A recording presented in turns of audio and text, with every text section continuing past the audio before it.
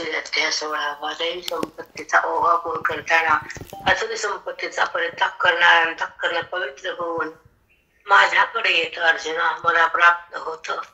दैवी संपत्तीचं दया क्षमा औदार्य धृती बरेच रूपाचं शांती हे प्रत्येक भावार्थ माऊलीनं एका एका ओळीमध्ये स्पष्ट केलं.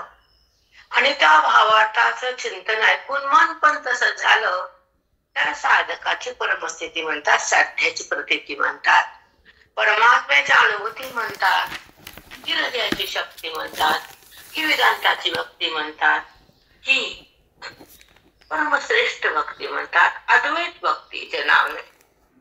आपल्याला भक्तीचं निरूपण माहित नाही, वेदांताची स्थिती माहित नाही, कारण आपण वेदांताकडे म्हणजे परमार्थाला उशिरा लागलो, लेट लागलो. त्याच्यामुळे पाया पक्का नाही, अध्यात्माचा बेस पाया पाहिजे. पक्का बेस म्हणजे पाया.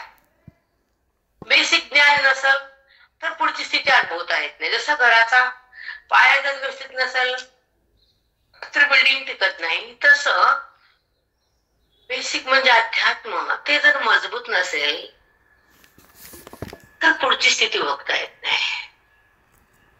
जसं एमबीबीएस ला डेप्युट लागायचं असेल तर त्याला तेवढ्या मार्काची मर्यादा असते, तर एमबीबीएस चा प्रवेश होऊन एमडी ला लागतो. तसं ह्या परमार्थाची जी एक अवस्था बॉन्डवर आणण्याची जी टक्केवारी, एवढ्या टक्क्याला एमबीबीएस ला प्रवेश असतो. तसं एवढ्या अंतःकरणाच्या स्थितीला बुद्धीला भगवंताकडे प्रवेश असतो. ते तुम्ही अवलोकन करत जा. तुमच्याकडे आसपास सगळ्याकडे शिकलेली मुलं आहेत, इंजिनियर डॉक्टर आहे सगळ्याकडे. म्हणजे मग आपलाच मुलगा इंजिनियर बनतो, डॉक्टर होतो, तर त्याची अवस्था, त्याचं मेमरी, त्याचे मार्क, त्याचे कष्ट, त्याच्या बुद्धीच्या परिसीमा, बुद्धीची परिसीमा असते, कुठपर्यंत टच होती बुद्धी. एक मुला 90, 95, 98 घेतो आणि 35च्या आत येतो आणि 35 वर राहतो, तर 35% एमबीबीएस ला एंटर नसती. तसं साधकाला अंतःकरणाची जर स्थिती जर कमी असेल, अधिकाराची स्थिती, वैराग्याची स्थिती आणि वैराग्याची रीती, इकडे स्थिती आहे, इकडे रीती आहे. ही जर वैराग्य नसेल तर बुद्धीचा प्रवेश मोक्षाकडे होत नाही. आणि टक्केवारी कमी असेल तर एमबीबीएस ला त्या कॉलेजमध्ये इंटरेस्ट घेता येत नाही. दोन्ही सेम आहे.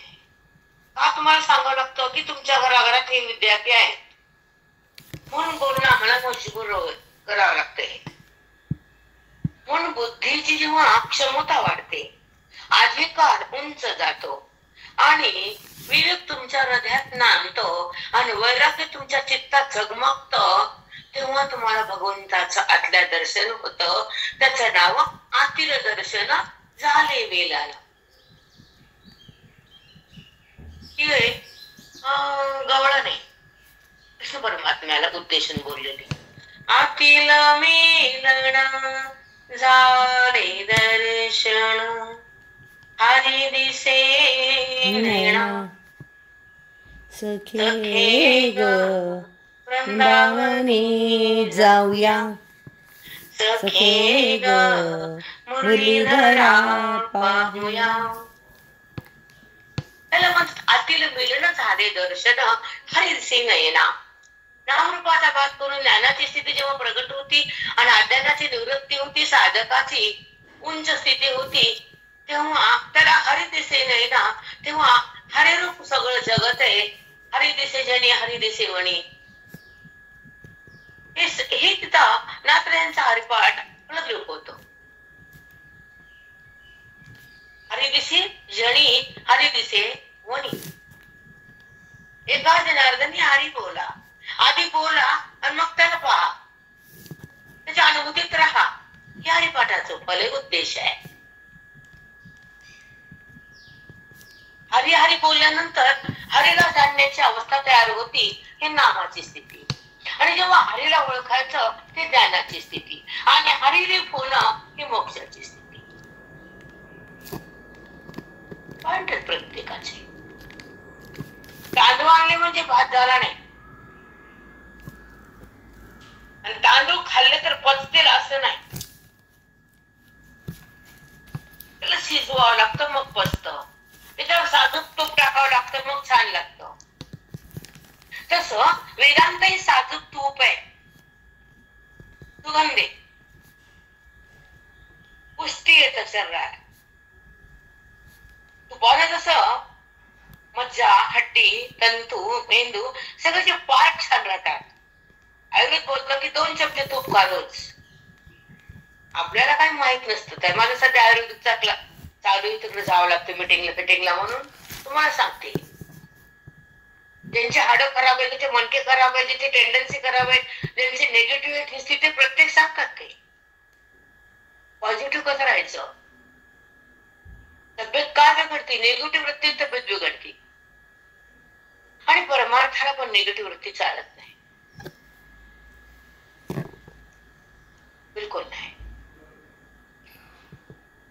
निगेटिव्ह म्हणजे नकारात्मक वृत्ती आणि पॉझिटिव्ह म्हणजे सकारात्मक अंतःकरणाची मनाची स्थिती. काल मुंबईवाले म्हणते तुम्ही पॉझिटिव्ह राहता, कसं का तुम्ही एवढं राहता पॉझिटिव्ह? मी म्हणलं काय आहे त्या अर्थ ते? नाही तुम्हाला नंतर बोलते. ही डायरी पुन्हा काय बोलते? साखर गोड का लागते हा प्रश्न नाहीये, तिचं रूपच गोड आहे. तसं मोक्षामध्ये ज्या भगवंताची स्थिती प्रकट होती त्याचं रूपच आनंद आहे. मग तिथं आनंद प्रगटतो, परमानंद तिथं वृत्तीमध्ये नांदतो आणि सगळं बाद होतं, देहाचा संबंध जातो, वृत्ती निरागस होती आणि अनुभूती आत्म्याची येते, जगताची भ्रांती जाती, स्वरूपम स्थिती होती. ही वेदांताची खरी स्थिती, ही हृदयाची भक्ती. तेव्हा आतील मिलन झाले दर्शन. हे लागू पडतं इथं. कोटेकर तुमच्या घरात आली असं नाहीये, साखरेची किंमत मोजावी लागती, तर दुकानदार तुमच्या हातात साखर देतो. तसं वेदांताच्या जी स्थिती मोजावी लागते, बेसिक पाया. मी म्हटलं परवाच हे सणामध्ये आले वेगळं, हातात ज्ञानेश्वरी गीता असलेले वेगळं, हातात ज्ञानेश्वरी असावी, गीता असावी, तपश्चर्या असते आणि वाणीची बडबड पाप असतं, लोकांवर टीका करणं महापाप असतं. हेच तर संसार आहे. काय धर्म सोडून द्या. इधर न उधर पेशी में आदत धोवी का कुत्ता घर का न घाटका. नाही तर संसारात येत राहतात न परमार्थ हातात येत. या दोन्हीकडची किंमत शून्य, नो व्हॅल्यू, झिरो व्हॅल्युएशन. संसार करून हाडा राहते खुळखुळ, मग बस स्टॉप करते ती. परमार्थ तर फक्तच नाही, झालं मग ती काम. आता काय काहीच नाही, म्हणून ह्यांचंच नाव संसार. जेव्हा स्वतःची ओळख करून घ्यायची आणि भगवंताला जाणायचं आणि वेदांताकडे यायचं, संताला भजायचं आणि वेदाला समजून घ्यायचं, ओवीकडे थांबायचं, माऊलीचं ज्ञान चाखायचं, मोक्षासाठी जगायचं, वेदाला बघायचं, अंतरंगात थांबायचं, बहिरंगाला सोडायचं, वृत्तीतून निघायचं आणि आत्मस्वरूप बनायचं, आपल्या पदावर थांबायचं, या पदाला भिन्न करायचं. म्हणून भेदज्ञान अभेद ज्ञान हे सबके बस की बात नाहीये. अंतरंगामध्ये असलेली बुद्धी बहिरंग जाण्याला तयार नसते. जिला पतीच्या घरी नांदायचा, संसार करायचा, ती जास्त फिरत नाही, ती आपल्या घराला धरून राहते. तसंच जिला उद्धार करायचा, ती बुद्धी अध्यात्माला धरून राहते आणि ओवीला चिटकून राहते. अध्यात्माकडे येणारं अंतःकरण जगताला सोडलेलं असतं आणि पांडुरंगाचं वेड असतं. स्वतःच्या ओळखीसाठी जीवन असतं आणि ते हृदय पावन असतं, कारण तिथं वेदाचं ज्ञान असतं. तिथलं मन छान असतं, कारण ती साधना सफल असते, संपत्ती बोधाची असती, स्थिती ज्ञानाची असती, अनुभूती आनंदाची असती आणि ही प्राप्ती पांडुरंगाची असती. आणि त्याला म्हणायचं मोक्षाची स्थिती, ब्रह्मविद्येची. तिथंच आचरण असतं.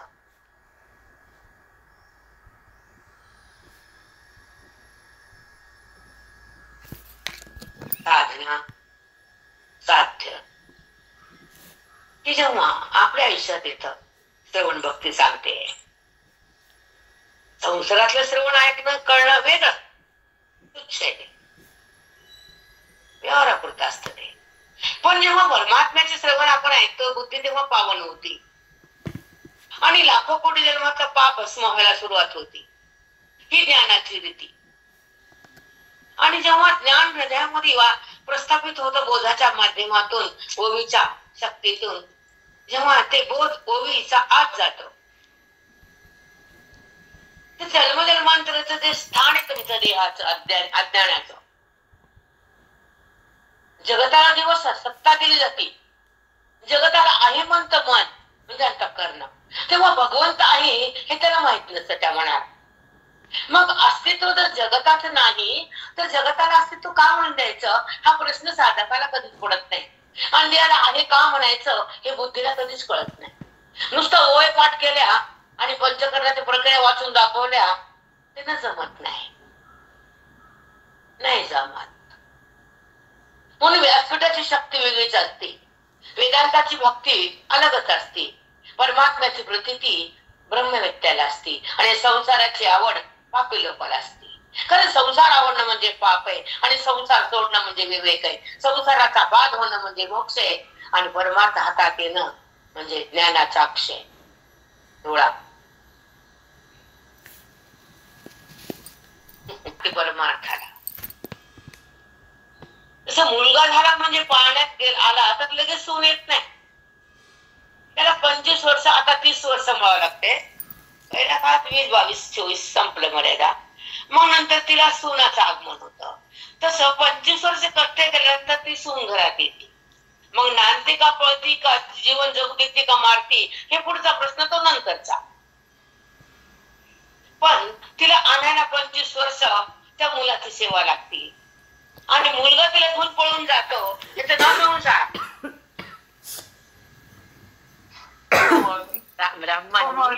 पुढी माग माग पुढी माग माग चालू द्या. येती पाहुण्यासारखी जाती पाहुण्यासारखी, सासू म्हणती माझी सून मर, तुझी सून त्याची सून याची सून, कर पुढं पुढं पुढं, संताच्या पुढं पुढं करते काय करते, संताच्या पुढं मागायचं आणि संताकडे जगायचं, वेदाकडे थांबायचं आणि स्वतःला जाणायचं, आत्मरंगात रंगायचं, आत्मानुभूतीला भोगायचं, देववृत्तीला त्यागायचं आणि विवेकाला बलाढ्य करायचं, वैराग्याला ज्योतीला पेटवायचं आणि स्वरूपामध्ये वृत्तीला थांबवायचं, जगताच्या भ्रांतीला बोधानं धुवायचं आणि आत्मस्वरूपामध्ये मनाला एक करायचं की गीतेचं फल आज या व्यासपीठावर भोगायचं, हे फल भोगायचं. परमात्म्याला काय सांगितलं, अर्जुनाला कसं सावध केलं, कोणत्या त्यातून काय ज्ञान दिलं हे रोज तर पाहतच. पण आज विशेष बोला वाटलं, काय संसार आहे, काय कवर राबायचं, किती कष्ट करायचे. परमात्म्यासाठी नाही का आम्ही जन्मलो, आमच्या मुक्तीसाठी स्वंत जाऊन पळती गोळा करत दुसऱ्यासाठी, ज्ञान स्वतःसाठी, भक्ती आपल्या कल्याणासाठी, मुक्ती आपल्या जीवनाच्या अंतिम क्षणाचा सार्थक करण्यासाठी.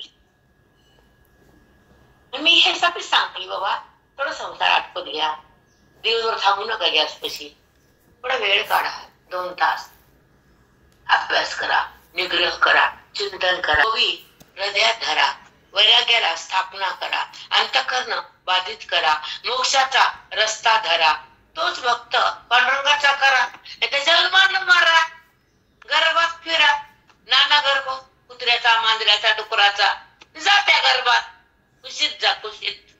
असतोच विषय गर्भाचा, तोच विषय. थांबते मी जास्त घेते कारण माझे 3 दिवस चिंतन कर, वारी कर, संतांचे चरण धार, आत्मस्मरण कर, तू कोण आहे ह्याचा आठवण कर, मी ध्येय आहे बंद कर, वृत्तीला शांत कर, गुणाला बाजूला कर, ज्ञानामध्ये बुद्धीचा प्रवेश कर, बुद्धीला आत्माकार कर, देहाकार का ठेवते, जागी हो ना.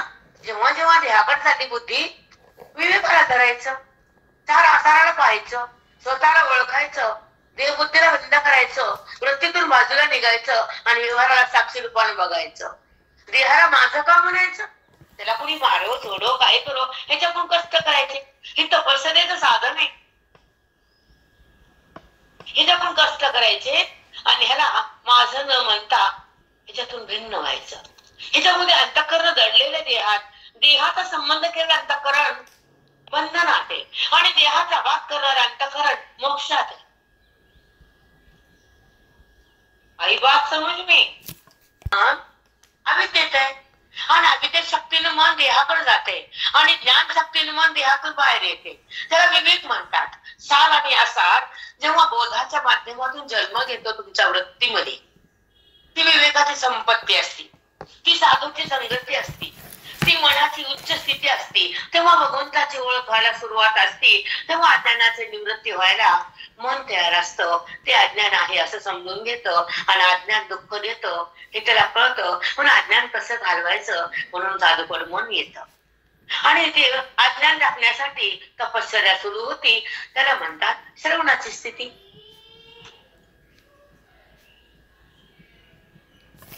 श्रवण काय, वेदांत काय, ओवी काय, माऊली का प्रगट, माऊलीला अवतार का घेतला, ज्ञानोबा का आले, का वनवास सहन केला, एकनाथ महाराजांना अंगावर थुकून का घेतलं, तुकोबरायांना भंडारा मला अभंग का केले, याच काही अवलोकन करा ना, काहीतरी करा.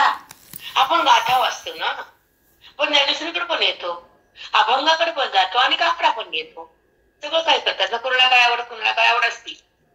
पण ज्या गाथ्यामध्ये जे सांगितलं ते वेदच आहे. 5वा वेद म्हणजे तुकोबांचा गाथा, 4 वेद म्हणजे ज्ञानेश्वरीचं रहस्य, 4 वेदाचा सार म्हणजे ज्ञानेश्वरी आहे आणि ज्ञानेश्वरी न करणारा गाथा आहे. तिथं तरी काय कळत का? हे नीट माथा नाही ना. गाथा कळायला माथा नीट लागतो ना. बरोबर आहे. सागर वगैरे ऐकता म्हणून तुम्हाला थोडा विषय लागतो. कारण गाथ्यातले अभंग फार पोट आहेत खूप. आम्ही आदवता वृत्ती अभंग महाराजाकडनं समजून घ्यायचे, त्यांना सांगायचे कीर्तनात वगैरे. द्वैताचे अभंग आम्हालाच होते. एकदा एका बाईकडे गेले आणि म्हणलं अभंग म्हणावं, मला ऐकायचा. त्या बाईला 200-300 अभंग पाठ होते आणि मला ऐकायचा अभंग काय नाही. म्हणलं हो मला आवडतो म्हणा. मग त्यांना प्रश्न केला कोणचा अभंग म्हणू. मी म्हणलं कोणचा आहे म्हणा. ती बाई म्हणजे कोणचा, मी कसं कोणचा म्हणू. मी म्हणलं अभंग कोणचा असतो. तिने फडाफडा बोलली मला. काय म्हणली, द्वैतपद, अद्वैतपद, भक्तिपद, नामपद, संतपद, मोक्षपद. तेव्हा मला कळाले की अभंगात पण नाना प्रकार आहे. कोणचं म्हणू बाई, द्वैतपर म्हणू, अद्वैतपर म्हणू. बघा अंदाज. तेव्हा मला कळालं 25 वर्षाखालचा गोष्ट आहे हा प्रश्न 25 वर्षाखालचा आहे की अभंगात एवढे प्रकार असतात. नामपर घेऊ, अभंग नामपर म्हणू का पप्पा म्हणजे एवढं असतं का. म्हणजे हो ग, तुला माहित नाही. आता ती एंट्री म्हणलं आमची 1 केजी. आम्हाला काय कळणार. चला तुमचा टाइम खूप घेतला. साधकाला काय काय देतात आणि साधक कसा उंच स्थानावर जातो, साधकाचा देहभाव कसा संपतो, आत्मभाव कसा स्थगित होतो, वृत्तीमध्ये आत्मस्वरूपाची स्थिती कशी तयार होती आणि ती वृत्ती देहाला सोडून त्या भगवंताकडे कशी येते याचं निरूपण आज ऐकायचंय. कळतंय पण तो अध्याय 16वा आहे आणि 16व्या अध्यायात दैवी संपत्ती कशी प्राप्त होती आणि दैवी संपत्तीच्या गुणाचं वर्णन करून तुम्ही पण त्या गुणात या आणि मला प्राप्त व्हा असं ज्ञानोबा आहे. कृष्ण परमात्मा अर्जुनाचे संबोधित करतात. ओळीमध्ये ते ज्ञान भरतात. धैर्य, क्षमा, शांती, दया खूप सांगितले. औदार्य, धृती भरपूर लिंग सांगितले. तर 26 गुण संपत्ती आहे. दैवी संपत्ती 26 गुणाची आहे. नासर आपलं पाठच आहे. पटकन राग येतो, पटकन चिडतो, आपण थोडस भडकतो, अशांत राहतो, वृत्तीमध्ये विकार होतो. तेव्हा ही संपत्ती तुमच्यावर हवी होती. काम, क्रोध, शोक, मोह, मद, मत्सर. पण जेव्हा दया, क्षमा, शांती होती, तर हे काम, क्रोध कसे संपतात याच वर्णन आज घेणार आहे. मी आज जास्त घेणार आहे. कारण जेव्हा जेव्हा अज्ञानाच्या स्थितीमध्ये आणि पाप कर्मामध्ये वृत्ती जेव्हा अंतःकरण मलिन होता आणि तमो गुणामध्ये आपण राहतो सतत. गुणाला का धरतो माहित नाही. बुद्धी गुणाकडे का जाते? बुद्धीने भगवंताकडे जाऊ का गुणाकडे जाऊ का देहाला माझं म्हणा, हे नाना प्रश्न आतून आम्हाला येतात आणि थांबवता येत नाही. वाणी थांबत नाही. हे तुम्हाला रोज तुम्ही पाहता. आमच्या हातात वाणी नसती. व्यासपीठावर बसल्यावर तिथे छाया नसती म्हणून तिला टीका करायची नाही. तिथे नातं नाम काही नसतं. फक्त व्यासपीठ, व्यास, ज्ञान, रिद्धी, सिद्धी, गणेश, सरस्वती या लोकांना बोलल्याचं पाप लागतं. आमच्या हातात वाणी नसते. आता ऐका, ह्या दैवी संपत्ती सांगण्याचं काय आहे? कारण काय? कारण आसुरी संपत्ती मारायला दैवी संपत्ती लागते. ती आपल्याकडे त्याचा अभाव आहे आणि अज्ञानाच्या शक्तीनं आसुरी संपत्तीमध्ये बुद्धीमध्ये बुद्धीचा प्रभाव आहे तुमच्या आमच्या. जेव्हा जेव्हा काम, पहिला आसुरी संपत्तीचा पहिला शब्द, पहिला पाया काम म्हणजे वासना, ती उत्पन्न होती त्याची माया ज्ञान. तिचं पिल्लू हे वासना आणि त्याच्या बहिणी मग या नाना. अविद्या ब्रह्मविद्येनं मेले जाते. ही वासना भस्म होती. तिच्या बहिणी निघून जातात. एक सगळ्याला कारण वासना, इच्छा. मग इच्छा परमात्माची असावी का विषय वासनेची असावी? भोगाची. भोगाची वासना तिथं कामक्रोध थांबतात आणि भोगाचा परित्याग करणारं ब्रह्मज्ञान जेव्हा बोधाच्या माध्यमातून ओवीची शक्ती जेव्हा आत येते तर ती वासना जळून राख होती. ही ब्रह्मविद्येची शक्ती, वेदांताची, हृदयाची भक्ती आहे आणि संतांच्या संगतीत असलेली मनाला मुक्ती आहे. देवी संपत्ती आणि असुर संपत्तीचा वहप करताना माऊली ज्ञानोबरायानं, कृष्ण परमात्म्यानं अर्जुनाचा जेव्हा अर्जुनाला सांगताना ती ओवी बनली, गीता बनली. गीतेचे निर्णय पण माऊलीने केलं. ती ओवी आपल्या हातात, आपल्या समोर आहे माऊलीची. आणि ती सांगते देवी संपत्ती मध्ये या, असुर संपत्ती भस्म करा. तेव्हा तुमचं कल्याण आहे. तोपर्यंत कल्याण नाही. वासना जे उगमस्थान या असुर संपत्तीचं काम, क्रोध, शोक, मोह, जो पण होतं दुःख होतं तिथं. आणि सत्वगुणामध्ये दुःख नसतं आणि सत्वगुणामध्येच देवी संपत्तीचा उगम आहे. तमोगुणामध्येच असुर संपत्तीचं स्थान आहे. म्हणून ती अविद्या बलवान आहे.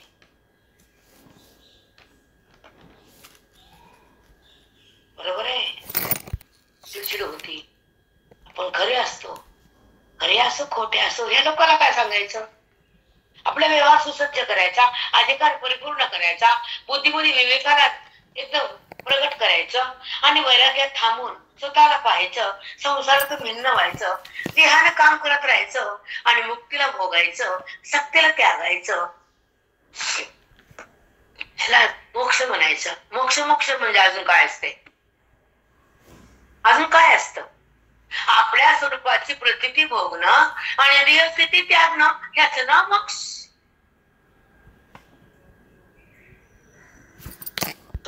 केवळ लोणी, ताक, पाणी तुम्हाला, लोणी लोणी आम्हाला. यांचं नाव गुरुजी. गुरु टाक प्या. नाही नाही, आता आम्ही पण चिंता. ही परंपरा तशी आमची. आम्ही काहीच करू शकत नाही. राजाचे लेकरू तुकडे पापण खात नाही गल्लीत. का राजाचे लेकर आहेत, तुकडे नाही जळ का पक्षी अंतराळ मोकळे हे. अर्जुना, मधमाशी मोहळा सोडते का? माशिया जैसे मोहळ. माशी आणि मोहळ दोन होतच नाही. माशी जाते कुठं बी, पण मोहळा कशी थांबते? सांगा कुठं थांबते माशी? जळचरा जेवी जळ, माशी पाण्यात राहणारी जळचर प्राणी. जळचरा जेवी जळ, जसं पाण्यात राहणारा मासा पाण्याला सोडून जगू शकत नाही, तसं तू हा जीवात्मा माझ्या म्हणणं राहू शकत नाही. पण तू मला नाही म्हणतो, देहाला आहे म्हणतो, पुन्हा माझं म्हणतो. जळचरा जेवी जळ. माऊलीचा प्रयास बघा. तर माया ते मस्त बोलले. आत्मस्वरूपाची अनुभूती कशी भोगायची, वृत्तीला कसं बाजूला सारायचं आणि आत्मस्वरूपाचं सुख कसं भोगायचं, त्या साक्षी भावानं कसं जगायचं आणि कर्मानं कसं बघायचं, हे सांगणारे आनंदी मध्ये तुम्हाला 18वा अध्यायाला. आता ओढ लागली 17वा संपवून 18वाकडे जावं. आम्ही अधिकारी आहेत, आम्ही आमच्या संताचा पावलावर पाऊल टाकणारे लोक. आम्ही गुरुजींचं ज्ञान जे वेदांत आहे आणि तो आम्हाला प्राणापेक्षा प्रिय आहे. बाकीचा आम्हाला नाही आवडत ना. फक्त आवडतं ते ज्ञान आणि ईश्वरी सत्संग श्रवण, त्याच्यावर भिन्न काहीच नाही. लोणी खाणाऱ्या ताकाकडे जात नाही, दूध पिणाऱ्या पाण्याला किंमत देत नाही आणि दुधात पाणी टाकून टाकून त्याची मजा येत नाही. दूध निरस म्हणजे ज्ञानेश्वरी. समजते का? रोज परमात्म्याची भेट, रोज वेदाचा अमृत पितो आपण. त्या भगवंतापाशी बुद्धी विराजमान होते, त्या परमात्म्याचं सुख हृदयामध्ये प्रगट होत. त्याला शांतीचं लिंग आत्मलिंग म्हणतात. मग ते प्राप्त झाल्यावर आता काय राहिलं? हे प्राप्त होत नाही म्हणून बुद्धी कुठे वळवळ वळवळ वळवळ करते. लोणी भेटत नाही त्यामुळे त्यात ताक तरी प्यावं की. उरट ताक पे माय, काही पण पे, आम्हाला नको देऊ, तूच पे. आम्ही लोणी खाणारे लोक आहेत, ताक नाही.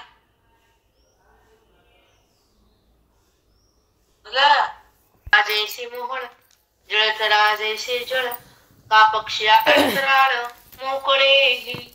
पक्षिया अंतराळ मोकळेही.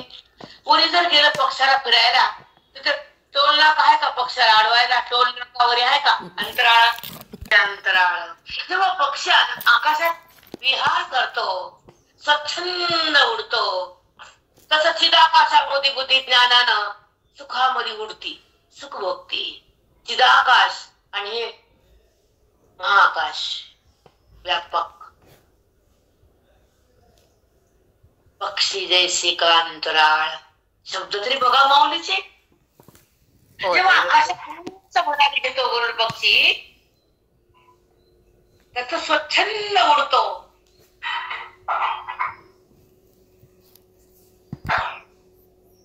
जेवढा उंच घेऊ शकतो, तसं ज्ञानामध्ये बुद्धी जेवढी उंच त्याच्यावर भगवंतापाशी जाऊन लागली. त्याला किती किती उडा, काही प्रतिबंध नाही. सगळं आकाश मोकळं आहे.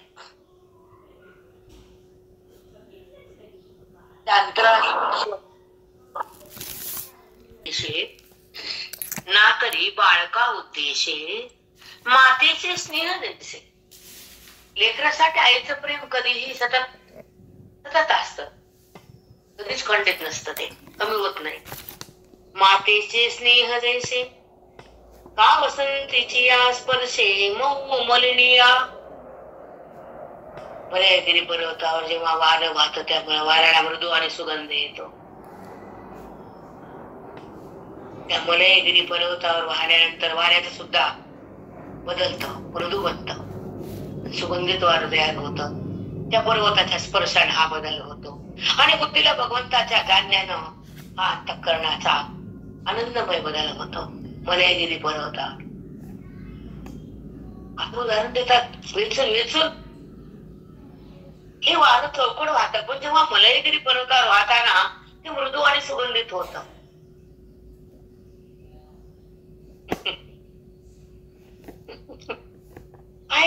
किती सुंदर बोलतात माऊली, वेचक वेचक. तरी आपण सावध होत नाही. खरंच मग कुठून दृष्टांत सिद्धांताकडे यायचं. म्हणून तर ओवीचं बुद्धीने परीक्षण करायचं. आणि तेव्हा ती बुद्धीची ओवी जेव्हा बुद्धी अवलोकन करते त्या शब्दाचा अर्थ समजून घेते आणि त्या भावार्थात बुद्धी जाते, तेव्हा ते देहात नसते. मग ती खरी आत्मस्थिती ते आपल्याला कळत नाही. मग तुम्हाला मन राग होतं की तुम्हाला राग येतो, अरे त्या बोटावर किती फिरवायचे, डोळे फिरले, बोट फिरले, डोळे फिरले, अरे पण काय प्रगती कुठे आहे? माऊलीचं मनोगत काय कसं समजेल तुम्हाला? माऊली या ओळीत काय सांगते हे जेव्हा बुद्धीला जाणता येतं तर बुद्धी देहात नसते. बोधाची शक्ती, ओवीची भक्ती आणि खरी आत्मस्थिती पुन्हा तयार होती.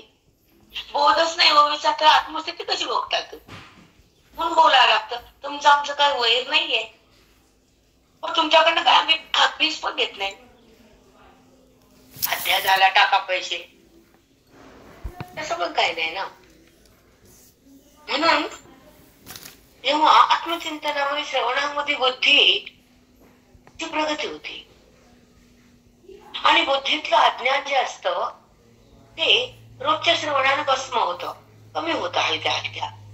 कारण अज्ञान हे अनादी काळापासून कोटी जन्मापासून तुमच्या सोबत आहे आणि ते टाकायला बुद्धी तयार नाहीये.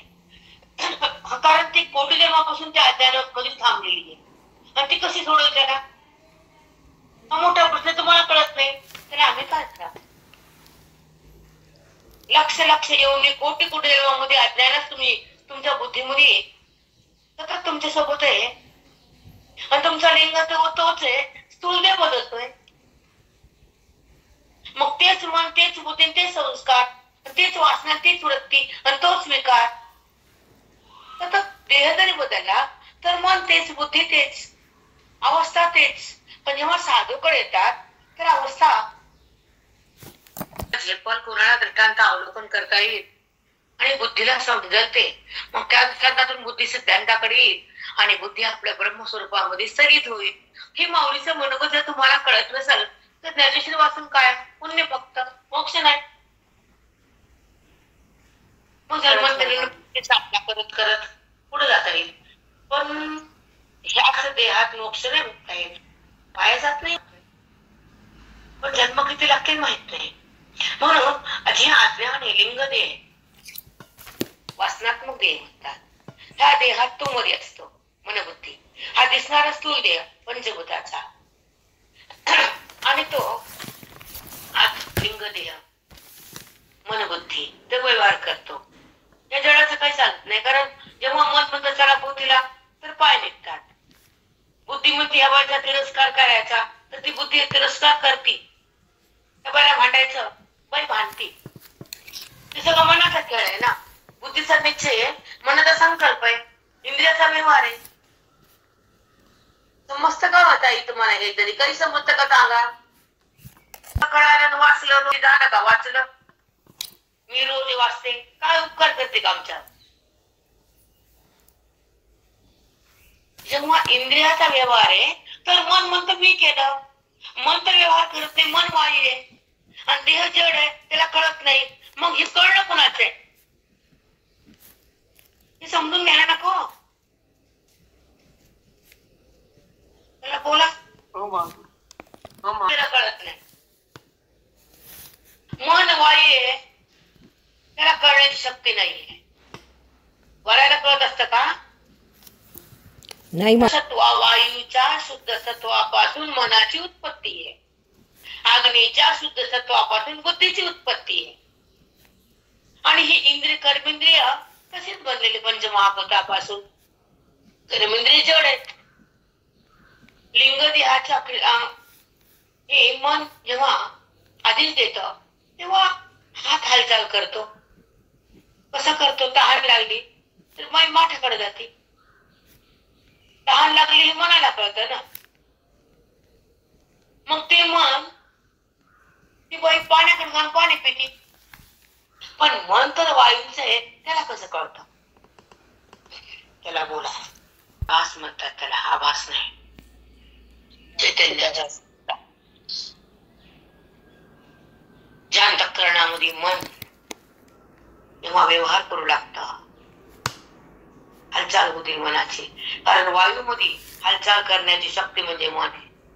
मन चंचल बनतं, मन विकारी बनतं, मन संकल्प करत का? तर ते मन संकल्प करण्याची शक्ती त्या अधिष्ठान सत्तेमुळे, मनाचा अधिष्ठान ते परमात्मा, आणि त्या परमात्म्याच्या संबंधाने मनाला शक्ती येते करण्याची, आणि व्यवहार होतो मायेचा.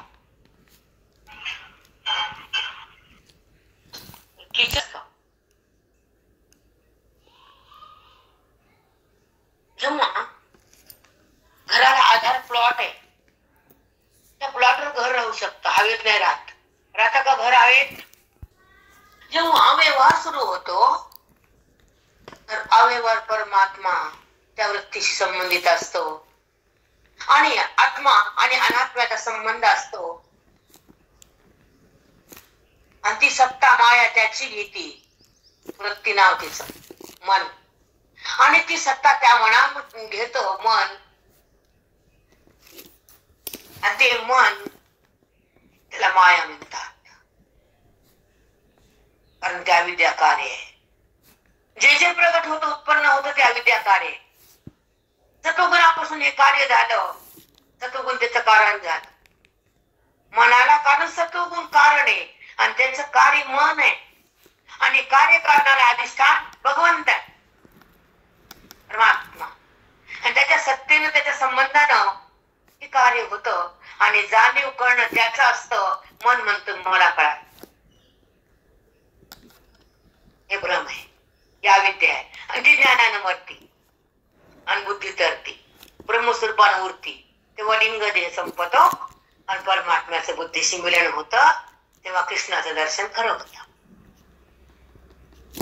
राम आहे. आणि हे ज्ञानाचं वरम आहे, ते कर्म आहे. भगवंताला जाणण्यापासून जे जे केलं ते कर्म आहे. आणि जेव्हा आत्मचिंतनामध्ये बुद्धी प्रस्थापित होती, ते ज्ञानाचं वर्म आहे, ते मोक्षाचं सिंहासन आहे. बुद्धी तिथं बसती जाऊ, साष्टांग नसत वर्म आहे ना. त्या लोणी काढलं, ताक फेकून दिलं, देवभाव फेकून दिला. सारासार विचार ह्यालाच म्हणायचं ताई. फक्त यायचं, कुणी द्यायचं, कोण राहिले बुद्धी होते. चौकड मी झालो, भगवंत मी म्हणलो. पण या अवस्था नसणारे लोक फिरतात, ज्ञानी तरतात, संसारी मरतात कर्मात.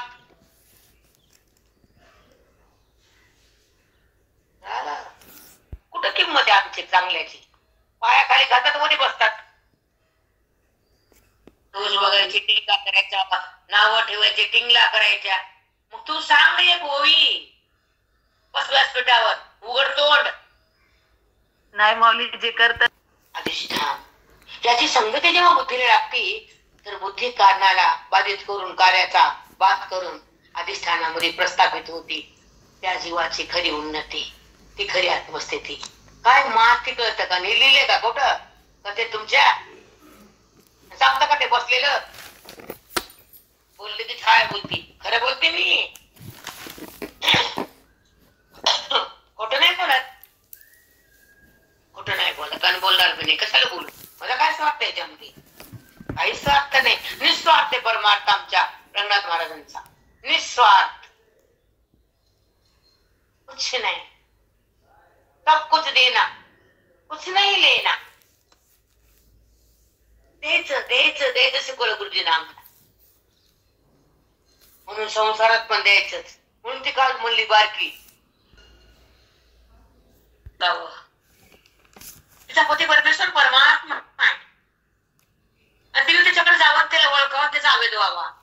मग तो अभेद कधी होत नाही, ती बुद्धी तिथून बाहेर निघत नाही. तेव्हा देह मिळत नाही, अज्ञान उरत नाही.